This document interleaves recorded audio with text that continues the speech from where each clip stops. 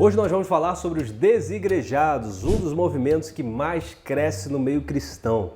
Será que é uma tendência ou é mais uma heresia moderna? Olá, eu sou o pastor Henrique Bravo e neste vídeo vamos descobrir se é verdade a frase: não preciso ir para a igreja, afinal eu sou igreja. Mas antes de começar, já adianto para você não fazer parte do movimento dos desinscritos. E para resolver isso é fácil, é só você clicar aqui, se inscrever no canal e tá resolvido o problema. Olha, eu não sei se você sabe, mas esse termo desigrejado é algo muito recente. Em 1994, aproximadamente 75% da população brasileira se declarava católica. Era muita gente. E eu lembro de uma expressão que meus amigos diziam: eu sou católico, mas eu não sou praticante. Significava que a pessoa se declarava católica, mas ela não ia na missa, né? Ou seja, eu sou, mas não sou. E mais ou menos como é o caso. Eu sou um atleta de ponta, de alto nível, mas não sou praticante, né? Às vezes também eu me considero como milionário, mas não praticante. Um escritor de best-seller, também não praticante. Até que a ideia assim, não é tão ruim. Essa vai ser a minha melhor vigarice. A questão é que o mundo evangélico absorveu essa mesma filosofia, essa ideia. Você nunca encontrará um cristão protestante falando que é evangélico não praticante, porque ele sabe que se não estiver vivendo o evangelho, está afastado dos caminhos do Senhor. E pega mal, né? Ele sabe que vai pegar mal para ele. Então criou-se um novo nome para essa mesma prática. É o desigrejado. É o que se declara evangélico, mas não participa de culto, não é membro de igreja nenhuma, não pertence a nenhuma comunidade. É o lobo do mar solitário do mundo gospel. Wilson! Wilson! Mas a nova geração não apenas mudou o nome, mas ela aprimorou, porque as coisas evoluem, meu amigo. E até inventaram uma suposta base bíblica, que é a seguinte: não preciso ir para a igreja, afinal sou igreja. Essa declaração parece até bem lógica, né? Inteligente, parece bíblica, mas só parece mesmo. Parece, mas não é. Não é bíblica, não é lógica, não tem fundamento. Na verdade, é uma profunda confusão. E o motivo é porque as pessoas não entendem exatamente o que significa o termo igreja. Simples assim, eles não sabem o que significa na Bíblia o termo igreja. Em nosso linguajar, nós até usamos o termo igreja para tudo, né? Denominação, templo, conjunto de crentes, religião, local de culto e por aí vai. Quando eu digo a minha igreja, não é rígida nos usos e costumes, eu estou falando a minha denominação. Mas quando eu digo vou reformar a frente da igreja porque ela está bem acabada, eu estou falando do templo. No português, no dia a dia, funciona, está tudo certo, todo mundo se entende, não tem problema nenhum. Mas você não pode usar essa confusão e criar uma doutrina que vai ser um balaio de gato. Na verdade, quando a pessoa diz não preciso da igreja porque eu sou a igreja, na verdade está querendo dizer eu não preciso ir no templo porque eu sou o templo do Espírito. O que em parte é verdade. A Bíblia diz em 1 Coríntios 19 que nós somos o templo do Espírito individualmente. O problema é que na Bíblia a palavra igreja nunca é utilizada como templo. Vou repetir, calma. Na Bíblia, a palavra igreja nunca é utilizada como templo. E o que é igreja na Bíblia? A palavra grega para igreja é eclesia, que significa um ajuntamento de pessoas, uma assembleia. Primeira vez que a palavra igreja aparece na Bíblia em Mateus 16:18, quando Jesus diz: edificarei a minha igreja e as portas do inferno não prevalecerão contra ela. O que muita gente não sabia é que esta palavra eclesia, embora apareça pela primeira vez aqui, não foi uma palavra que surgiu aqui. Jesus não inventou essa palavra já existia há séculos. Muitos outros famosos escritores usaram o eclesia. Nossa. No próprio grego secular significa uma assembleia pública. Mas pastor, eu ouvi dizer que igreja significa chamados para fora. De certa forma é verdade, porque é uma combinação de duas palavras gregas, chamar e fora. Só que nem sempre quando você junta as palavras é o sentido literal. Na própria Bíblia, o significado é grupo de pessoas, é ajuntamento, é comunidade. Uma comunidade que saiu do mundo, viveu fora, tudo bem.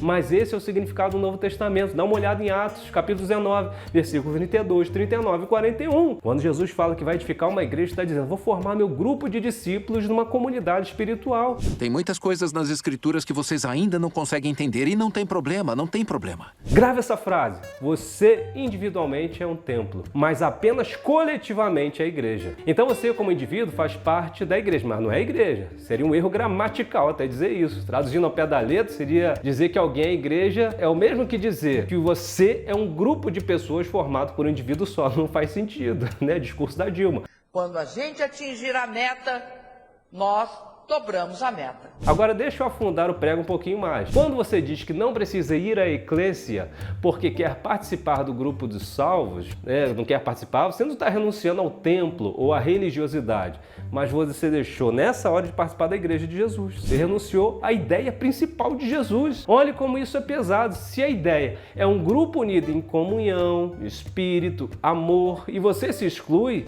sem perceber, você está dizendo, eu não me incluo no projeto de Jesus. Essa ideia não foi boa não, tem uma ideia melhor. Eu acho que até eu vou atualizar a Bíblia, fazer uma nova versão, Heresia Ferreira de Almeida.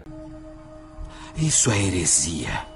Paulo diz em 1 Coríntios 10:17, porque nós, sendo muitos, somos um só pão e um só corpo, porque todos participamos do mesmo pão. Bem, eu dei a definição literal do que é a igreja, mas Paulo vai trazer uma explicação de como é a igreja espiritualmente. Porque assim como o corpo é um, temos muitos membros, e todos os membros, sendo muitos, são um só corpo, e assim é Cristo também, 1 Coríntios 12:12. Uma das ideias básicas ao ler isso é, a igreja é um corpo vivo, e um corpo vivo é o resultado da união e bom funcionamento de vários membros juntos. A grande mentira de Satanás é fique sozinho, fique isolado que você vive, é só não pecar, tá tranquilo. Aí fica o dedinho vivendo aqui, a perna lá, o ombro lá e tá tudo certo. Até tá na moda, né, a mãozinha da família Adams, da Wandinha.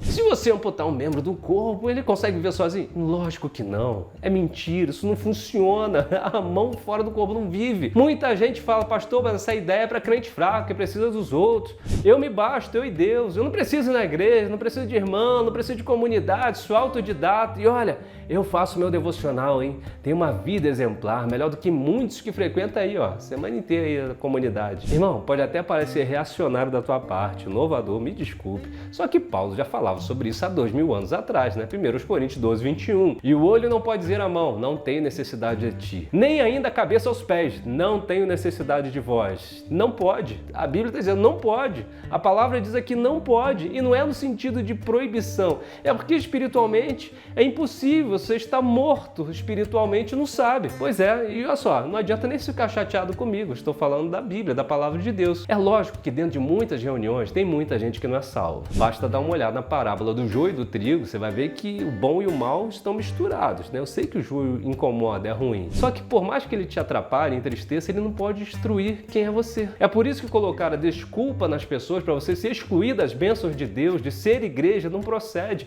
Ninguém tem o poder de afastar você do privilégio de ser igreja de Jesus. Hebreus 10:25a. Não deixemos de reunirmos como igreja segundo o costume de alguns, mas encorajemo-nos uns aos outros. E ficam dois questionamentos para você, teólogo das galáxias, doutor, PhD em divindade suprema. Primeiro, se Hebreus 6, versículo 1 e 2 diz que um dos fundamentos da fé cristã é a doutrina da imposição de mãos, como é que você faz isso remotamente, sozinho? Eu me abençoo, eu me curo. Não é assim. Se a ceia era a celebração máxima da comunhão, a segunda coisa, com Cristo e os discípulos, ora denominado corpo de Cristo, como é que você participa dessa ordenança se não está inserido na comunidade e não tem comunhão com os membros? Touché? A verdade é que os movimentos dos desigrejados carecem de dar muitas respostas e explicações. Explicar por que se a igreja, como reunião dos crentes, é desnecessária, por qual motivo o Novo Testamento quase que completamente gira em torno da construção dessa comunidade e suas regras. Atos dos Apóstolos é o livro da implantação e criação dessa comunidade. E os que defendem a ideia dos desigrejados precisam explicar para quem são endereçadas as cartas aos Romanos, Filipenses, a carta aos Efésios, né? As cartas de Apocalipse. Então, Paulo gasta tanto tempo porque escrevendo sobre os requisitos para constituir um bispo, um diácono, o comportamento, a ordem do culto. Como explicar isso? Como é que você explica Mateus 18:18? E aí um monte de gente simplesmente renuncia a toda a verdade por uma frase equivocada e mal formulada. Igreja como instituição não é perfeita, homens não são perfeitos, mas quando você quiser assumir, lembre-se que você também não é perfeito. Estamos no processo de aperfeiçoamento, de santificação. E quer um conselho? Se arrependa desse pensamento, se arrependa dessa postura. Esse vídeo não chegou até você fruto de um acaso, mas é uma advertência séria de Jesus para a sua vida. É um apelo para você voltar a ser igreja de Jesus de forma coletiva, porque o seu lugar no corpo está reservado e te aguardando. Deus te abençoe.